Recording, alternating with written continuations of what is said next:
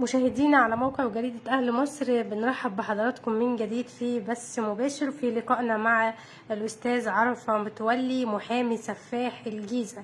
سفاح الجيزة هو القذافي عبد العاطي، القذافي عبد العاطي المعروف إعلاميا بسفاح الجيزة. وطبعا ده تزامنا مع أحداث مسلسل سفاح الجيزة اللي بيقوم بدوره الفنان أحمد فهمي.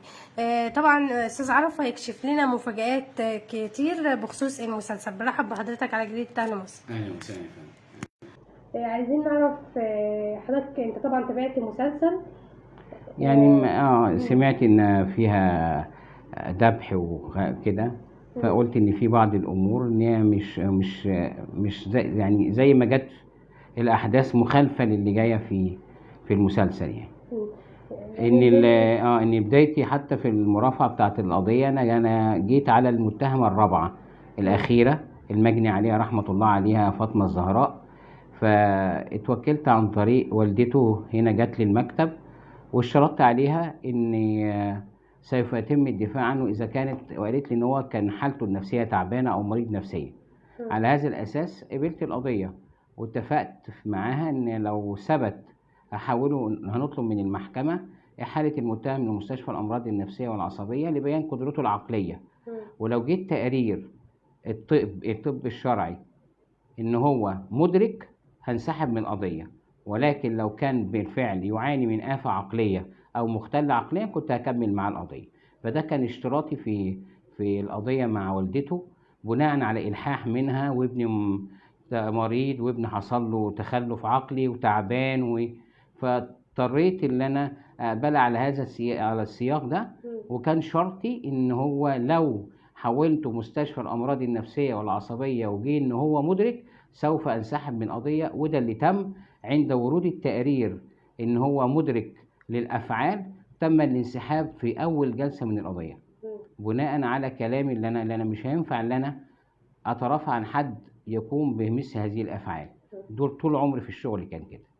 طب ممكن نتكلم عن أحداث القضية بداية من أول ضحية لآخر ضحية؟ هو والله طبعا احداث متفاوته مش هنقدر نخوض فيها عشان ما نثقلش على المتهم اكتر من كده، بس كانت الضحيه بتاعته حبيبته الاولانيه اللي هي نادين، ثم صديقه المدعو رضا رحمه الله عليهم جميعا، وطريقه دفنهم في مكان واحد.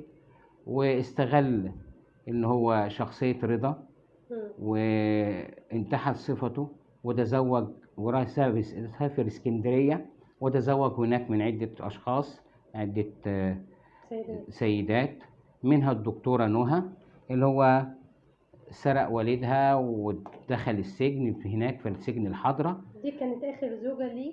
وتعرف عليها وتعرف محامي رضا رحمة الله عليه عليه ان هو منتحل شخصيته. من هنا تم القبض عليه وتم احالته لقسم الهرم علشان كان قضية فاطمة مقيدة ضد مجهول لعدم معرفة الفاعل. وما ضغط عليه في الكلام اقر بالواقعة بتاعت فاطمة، دي كانت اخر واحدة اللي هي كانت في الهرم واعترف عليها. دي اخر قضية انا اللي كان مسند لي الاتهامات، وفي محامين قبل كده اترفعوا عنه في الثلاث قضايا اللي قبل كده. انا اخر قضيه اللي هي بتاعت فاطمه الزهراء. فدي حقيقه الواقع اللي هو قتل حبيبته نادين وبعدين رضا وكلها والله الاسباب متفاوته، ان كان اللي مكتوب على الاوراق معايا ممكن يكون في حقيقه يعلمها ان هو كان قذافي كان هادي الطبع، ليس مكثر في الكلام، ما تاخديش منه معلومه تحس ان هو في وادي تاني. يعني هو حتى الافعال اللي موجوده ما تحسيش ان هو الشخصيه الهاديه اللي كانت قدامك. هو كل واحد بيبقى في داخليته افعال او شخصيات تانية مغايره من اللي انت بتشوفيها او تحتكي بيها. يعني تحتكي بيها على الواقع تلاقيه هادي جدا في غير الافعال اللي بتشوفيها. ده اللي خلاني دار ما بينكم حديث. لا ده هو كان حديث حتى بسيط، واتكلمنا معاه ما لم يتجاوز الدقيقة أو دقيقة ونص، وكانت إيه وإزيك يا أستاذ عارف، حاجات بسيطة. وهو أصلا طبيعته كده، كان قدام المحكمة كانت طبيعته كده. حتى لما كان بيشرح كيفية حدوث الواقعة كان هادي الطبع، ما كانش عصبي. حتى يعني من الجيران كان في ناس من الجيران تقول ده كان هات الطبع وكان ناجح في شغله. فسبحان الله، يعني سبحان مغير الأحوال. لكن الأفعال اللي ارتكبها أفعال شنيعة بالفعل. لو أنت بصيت إن هو يموت واحدة ويخنقها ويدفنها وينقلها من مكان وياخد صديقه ويدفنه برضه، يعني أساليب يعني عايزة تروية وعقد وهادي والطباع، يعني أفعال ما تنمش عن واحد الفكرة ان هو طبيعي. يعني كان بيخطط وينفذ لوحده هو بمفرده. هي كانت برضه بمفرده، والافعال كان مفرده، وكان بيستغل الناس استغلال طيب. يعني هو الناس كانوا طيبين بطبيعتنا. طب تعالى شيل دي معايا، ده فيها الشنطه دي فيها مزايكو بتاع دوت سيراميك، ده فيها رخام. فالناس كانوا بيشيلوا على سجيتهم. والفريزر اللي كان فيه دكتور. والعمال افحت هنا المجاري ضربه، عايزين نعمل كذا. فالحاجات دي كلها وكان بيعملها باسلوب هادي وتفكير هادي جدا. ده يعني ما ده اللي كان غريب في القضيه، واللي خلاها ان هو مش من النوع السائر او العصبي ان انت تستفزيه باي حاجه. وده اللي خلاه الواحد يقول لا، ده في حاجه، ده في دماغه فيها حاجه.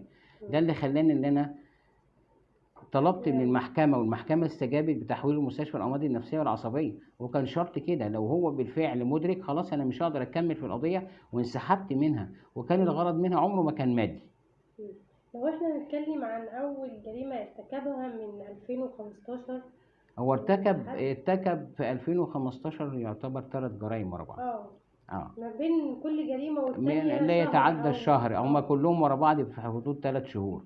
ودي الأغرب. يعني الواحد لو عمل فعل زي كده بيقعد ممكن تفكيره فترة كبيرة ما مش يعرفش يخرج مدرك من او العالم. سليم، ما يقدرش يخرج او يتقمص فعل تاني او شخصية تانية. يعني الواحد لو هو عمل فعل مشين نفسيا ما يقدرش يخرج منه بسهولة كده، بيبقى منصب على تفكيره. هل ده كان ذكاء منه يرتكب الجريمة الحاجات دي هي تعدي المشكلة دي في الحاجات دي، وخصوصا في قضايا القتل بالذات.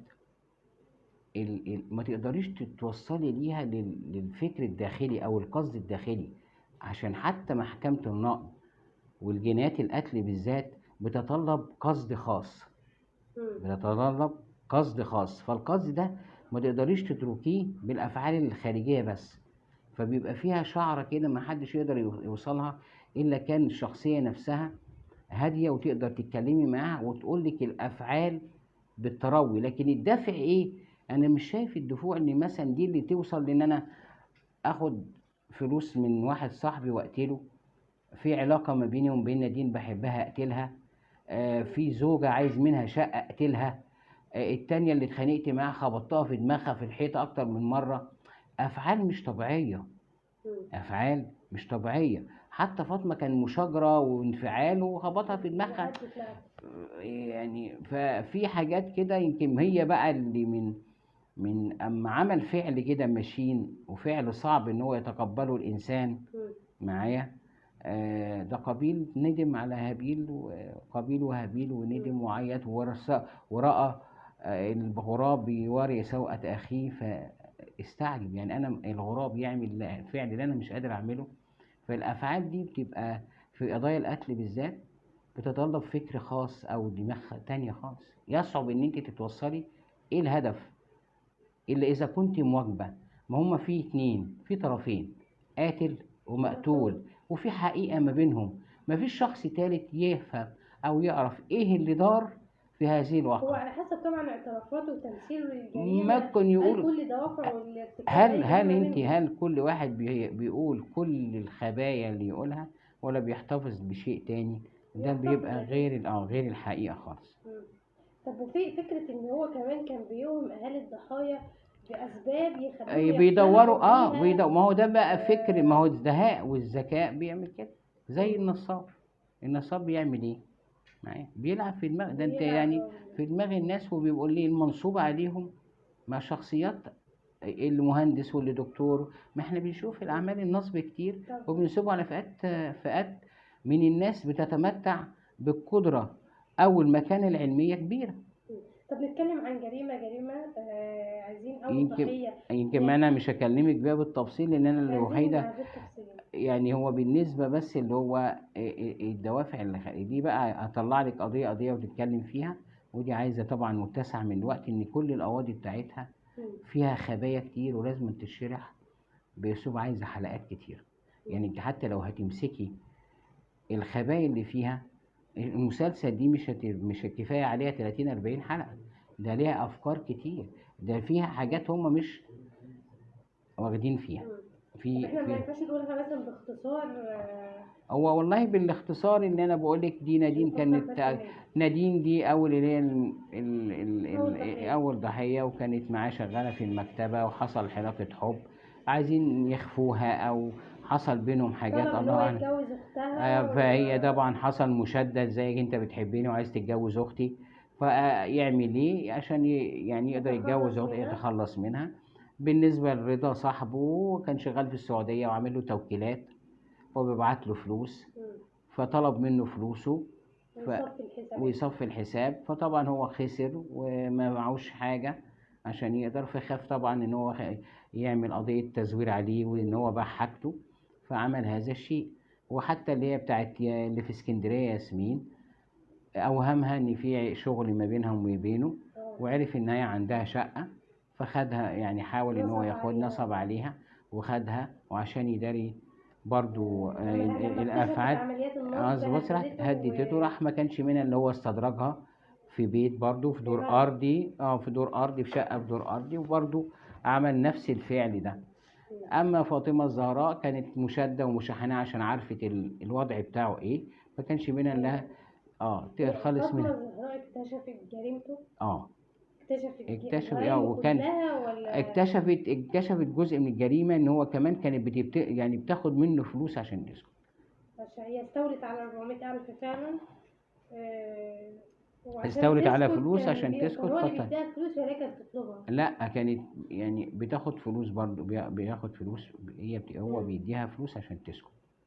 فتدامتت الفلوس وخدت فلوس اكتر من كده، فوصل لمرحلة انه مش قادر بقى يستحمل، ان خدت منه فلوس كتير، فحصل مشادة ما بينها، فراح وطبعا خبط اوهم اهلها ان هي هربت برضو بفلوسه كان بيدور معاها، وكان بيدور معاها، ايوه، عليهم. عليهم، ويروح الاقسام وكده. اكيد طبعا. بس وباسم قذافي. باسم القذافي، وهو متجوزها وكان باسم القذافي. هو اما نزح في الاسكندرية قابل ياسمين، مهندس رضا، ده هنا انتحل شخصيتين. اما اتجوز الدكتورة نهى باسم وانتحل محمد، اعتقد 3 شخصيات.